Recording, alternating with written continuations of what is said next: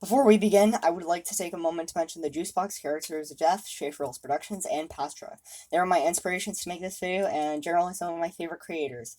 If you want to check out their content/videos over this video, then check subscriptions on the homepage. All their channels should be there. Okay, enjoy the vid.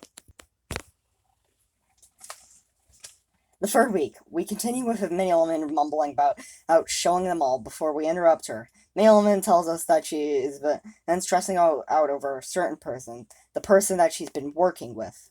She asks us what color she appears us right now, as we respond with looking pretty red.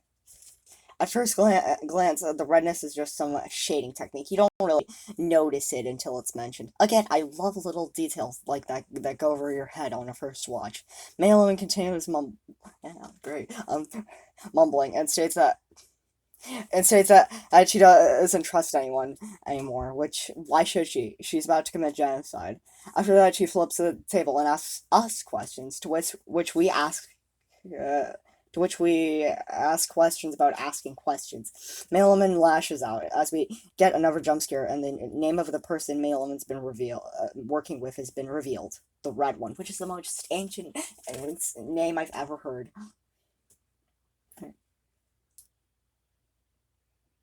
The Red One, with a distorted voice, tells Mailman that it's time, with her pleading not to as the camera goes static. It could happen about now. You don't know on footage-wise. Before this video ends, we see that Mailman is fused with the Red One, telling us that Mailman isn't feeling well today, and that she always loved us, all while the most intimidating picture of the Red One / Mailman looms over us. All in all, this is an amazing penultimate video, showing Mailman's desperation and bloodthirstiness that she'll summon a literal demon, a 1,000-year-old demon to commit genocide, while also kind of regretting it. Well, that said, let's finish this up with the final week. The final week.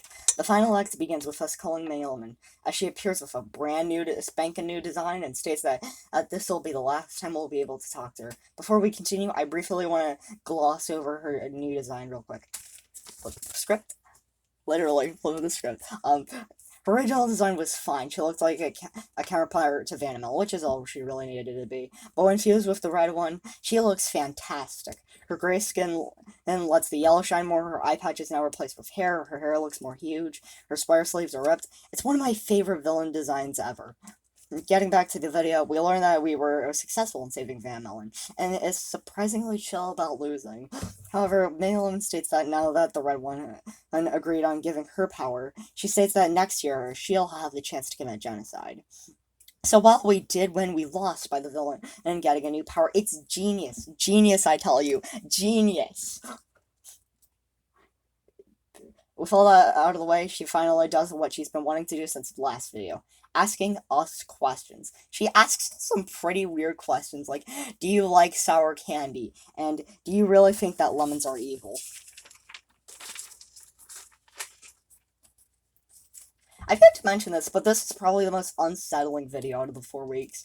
Thanks to mostly the music in the background, the dark music, and the background is darker. It really reflects that the videos get darker as they progress. After you answer the questions, you get one out of the 2 endings, but they all end the same. Mailman states that she's always wanted to talk with us, states that she is sweet and sour can become friends, and pulls a 180 by jump scaring us, giving us the final jump scare, and thinks that we were lying.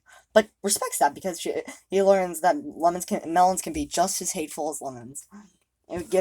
Ending the weeks. Overall, these videos are some of my favorite videos on the. I'm just gonna pause that. My favorite videos on the platform. From the way they create fear to the excellent way many of them was written, this is truly a Vanamel Saga magnum opus, as I mentioned in the second video. And to cap it all off, we get a banger villain song, which we'll talk about right now. Next October. If you were to ask me my favorite villain song sung by a villain, it would have to be Poor Unfortunate Souls from The Little Mermaid. But Next October would be a close second. From the bouncing animation to the wonderful lyrics, Next October really feels like a classic Disney villain song. Matter of fact, this is one of my top 10, maybe top 5 favorite villain songs ever. What more is there to say? Mailman is an excellent villain with a wonderful villain song. Unfortunately, Mini Lemon was brought back as fan service during the modern era of Vanilla, the era where breasts come first and good writing second. It's time we talk about how Vanilla Melon was butchered Mini Lemon. After this video, like, oh my god, this slaps. The Dark Era. Vanilla Lemon Googles herself as like modern Sonic games. This video doesn't get at all what made Mini Lemon a compelling character, which is sad because Vanna Melon usually understands what made the characters she plays so beloved. Instead of a hauntingly calm woman who would commit mass murder to get what she wants, we get a woman who's mad because reasons. Also, the Mini Lemon VTuber model has arms, which makes it look really terrible. It really feels like Vanilla Melon just thought the reason Mini Lemon was loved was because angry and called it a day. Okay, so does this whole video diminish all my opinions on Mini Lemon? No, no, it doesn't. In fact, she's still one of my top 10 favorite villains of all time. No matter what, I'll always remember the 4 weeks in next October. This, my friends, is the reason why Mini Lemon's my second favorite internet villain. Thank you so much for watching.